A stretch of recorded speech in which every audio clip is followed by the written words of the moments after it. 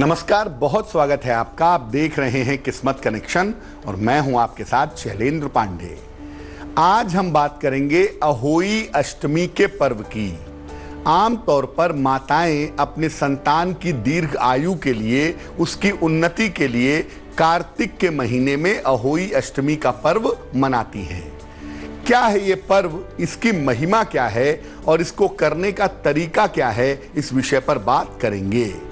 बात आपके राशियों की करेंगे और आपके सवाल का जवाब भी देंगे। तो चलिए कार्यक्रम की शुरुआत करते हैं और सबसे पहले जानते हैं गुड लक।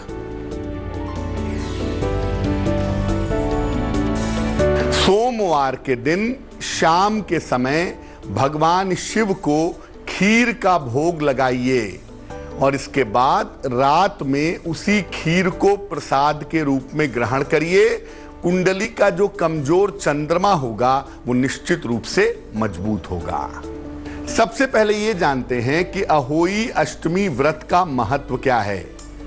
देखिए, कार्तिक कृष्ण पक्ष की अष्टमी तिथि को अहोई अष्टमी का व्रत रखा जाता है।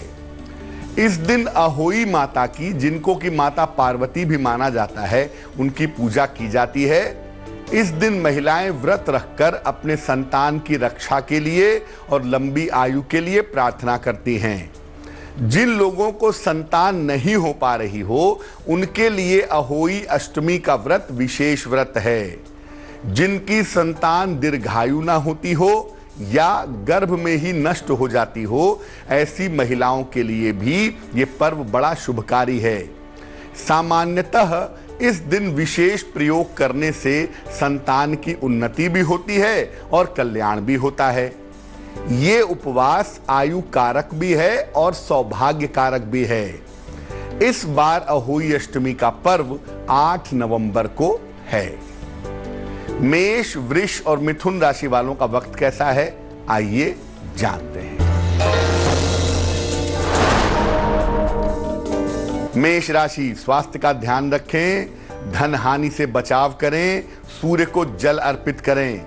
शुभ रंग गुलाबी और भाग्य होगा 60%।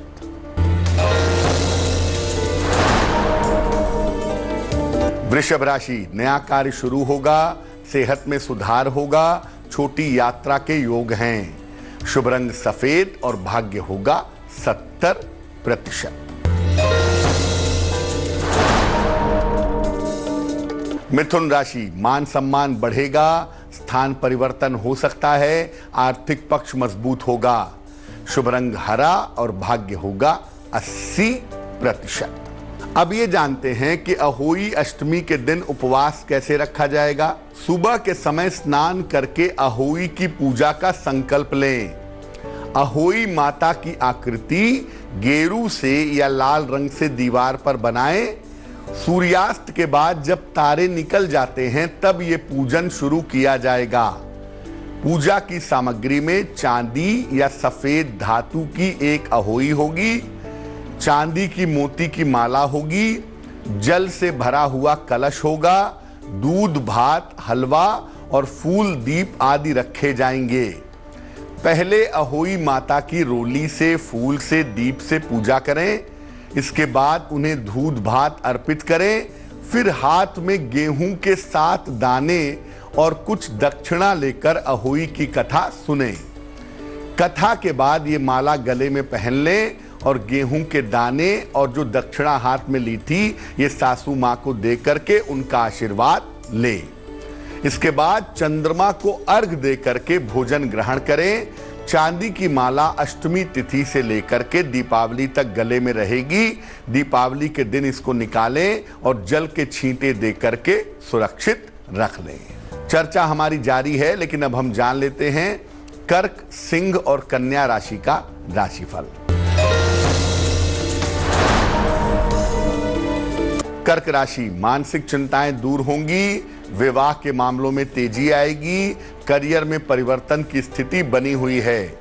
शुभ रंग नारंगी और भाग्य होगा 90%।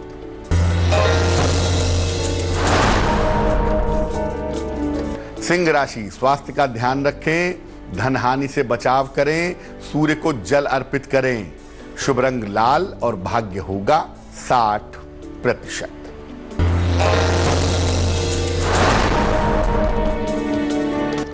कन्या राशि, मानसिक चिंताएं दूर होंगी, धन लाभ के योग हैं, दौड़ भाग बढ़ेगी।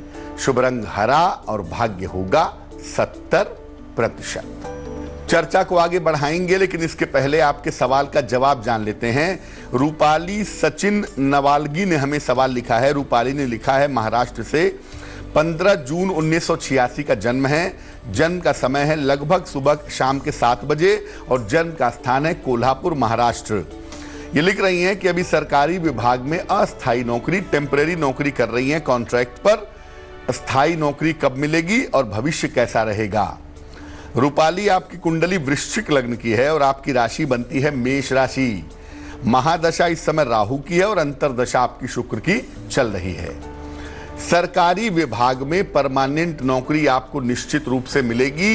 यह संभावना आपकी कुंडली में निश्चित रूप से बन रही है और ये नौकरी आपको 2022 के फरवरी से लेकर के दिसंबर के बीच में मिलने की संभावना दिखती है।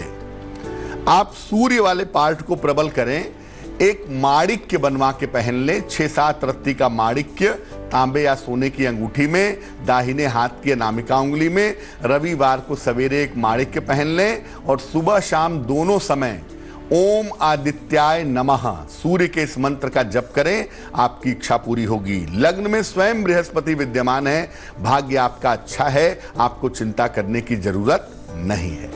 अब ये जानते हैं कि अहोई अष्टमी व्रत के विशेष प्रयोग क्या हैं। अगर संतान की शिक्षा में, करियर में, रोजगार में बाधा आ रही है तो क्या किया जाएगा?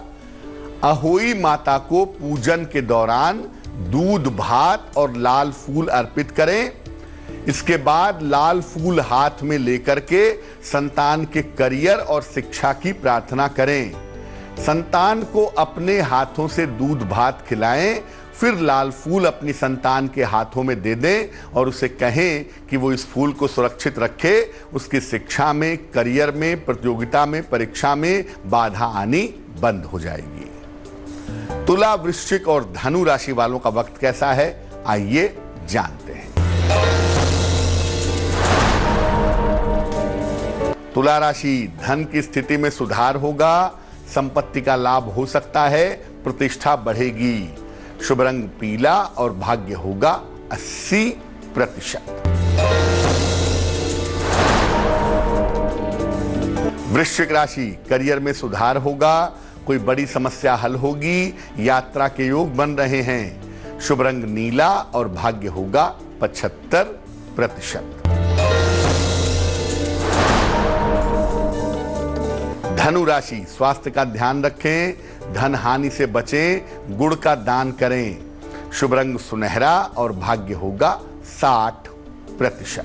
अब अगर आपकी संतान के वैवाहिक जीवन में या पारिवारिक जीवन में बाधा आ रही हो, चाहे वो बेटी हो चाहे वो बेटा हो, अगर उसके वैवाहिक जीवन में, फैमिली लाइफ में दिक्कत आ रही है तो क्या किया जाएगा?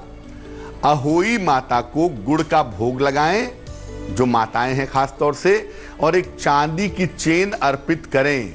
इसके बाद मां पार्वती का एक मंत्र है, ओम ह्रीं उमाये नमः। ओम ह्रीं उमाये नमः, इस मंत्र का जप करें।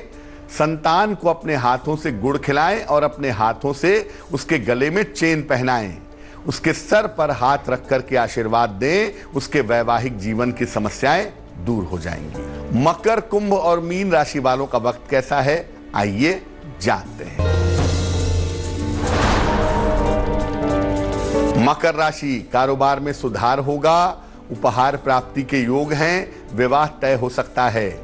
शुभ रंग बैंगनी और भाग्य होगा 70%। कुंभ राशि, अपनी जिम्मेदारियों को ठीक से निभाएं, कीमती वस्तु संभाल कर रखें, धन की स्थिति ठीक बनी रहेगी। शुभ रंग क्रीम और भाग्य होगा 65%।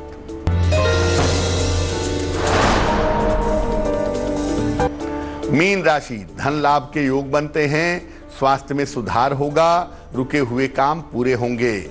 शुभ रंग गुलाबी और भाग्य होगा 75%।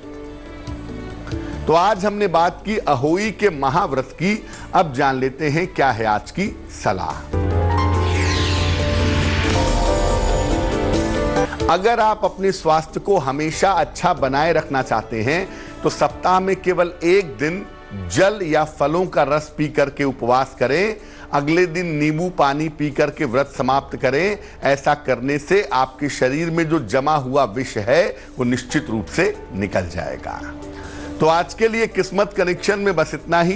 फिर होंगे हाजिर किसी नए विषय के साथ, आपकी समस्याओं के समाधान के साथ। तब तक के लिए मुझे दीजिए इजाजत और आगे जरूर देखिए रिश्तों की कहानी संजय सिन्हा के साथ। नमस्कार। लेटेस्ट खबरों के लिए यूं ही देखते रहिए तेज, और इस वीडियो के पसंद आने पर लाइक, शेयर एंड सब्सक्राइब करना ना भूलें।